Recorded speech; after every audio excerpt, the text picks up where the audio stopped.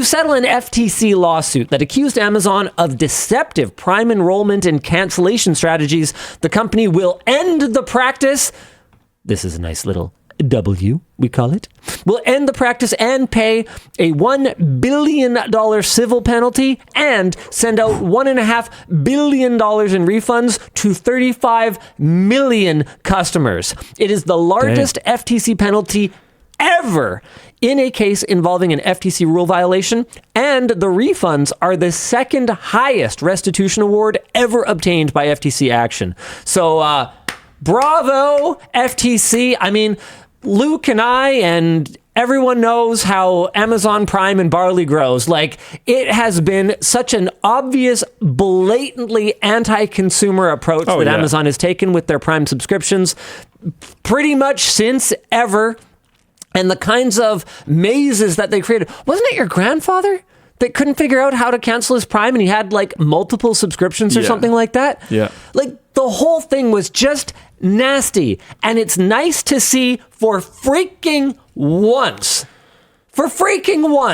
these agencies actually hold companies account with nice big fines that might actually incentivize them to do things properly going forward. Now, I obviously would have preferred if that one click to cancel thing had gone through because big time. Like, we're in Canada, right? So we don't necessarily benefit from things that the FTC does in the US, except that a lot of the time we do, because whatever flies in a company's biggest market tends to kind of trickle over into various other markets. It's one of the reasons that it's often not worth building all the differentiation. I'm holding this iPhone right now that has a USB-C port on the bottom, because you can bet your bottom dollar that if the EU wasn't a large enough market for Apple, they would have either just sort of flipped them off and not bothered to ship iPhones there, or they would have...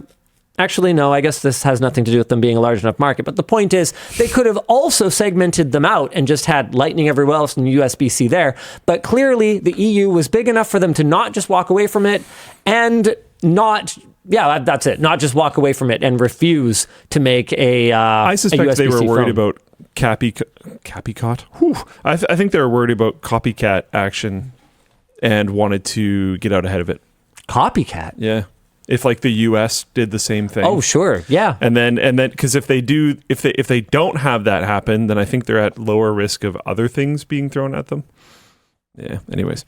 The FTC specifically requires Amazon to use a clear and conspicuous button for customers to decline Prime and stop using buttons as cancellation deterrents with text such as, "No, I don't want free shipping." They need to go after a lot of other places then too. Yep. Because there's like, if you book a flight, it's always like, "No, I want to be like unsafe or whatever. Like, I don't want my trip to be whatever, blah, blah, blah, blah, blah." It's dude, just insurance, relax. Like, I was trying to close Lenovo Vantage today.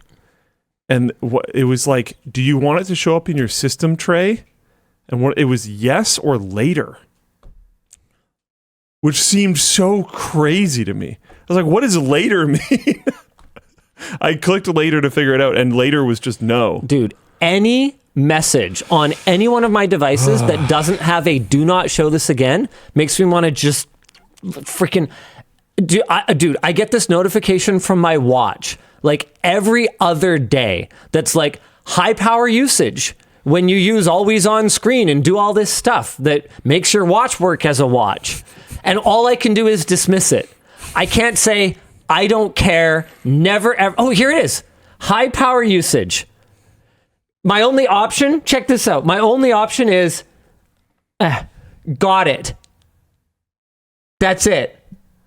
I have clicked got it 100 bazillion times since I started using the OnePlus 2R.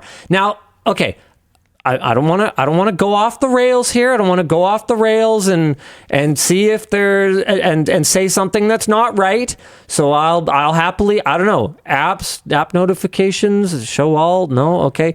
So if there's something in here that gives me the option to not have it warn me about that, then get notified when battery use issues are found. Okay, I did find that in settings. Is that?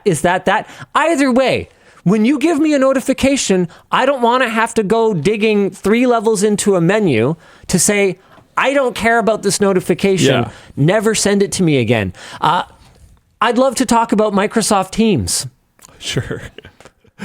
Every single time I sign into Teams on my account, which is a lot because I have my home computer, I have my laptop, I have my work computer, I have my phone. Actually, you know what? It's pretty good about not signing. No, actually, no, it does sign you out on the phone for a bit. So I sign into Teams a lot. It's kind of a hobby for me, signing into Microsoft Teams. Every time I sign in, it asks, do you want to let the organization manage your device? And it also asks, do you want to sign in system-wide or just this app? It asks you that every time? Every single time. That's actually weird. I do not have that experience. Then, and this is fun, then it asks, hey, do you want to stay signed in so you don't have to do this all the time? And I click yes. I know it isn't going to work, but I click it anyway. I click yes every time. I click yes every time because I do not want to be prompted to sign in constantly. Someday, I dream of a day when that button will work. It'll be grand. It's not this day. But it is not this day.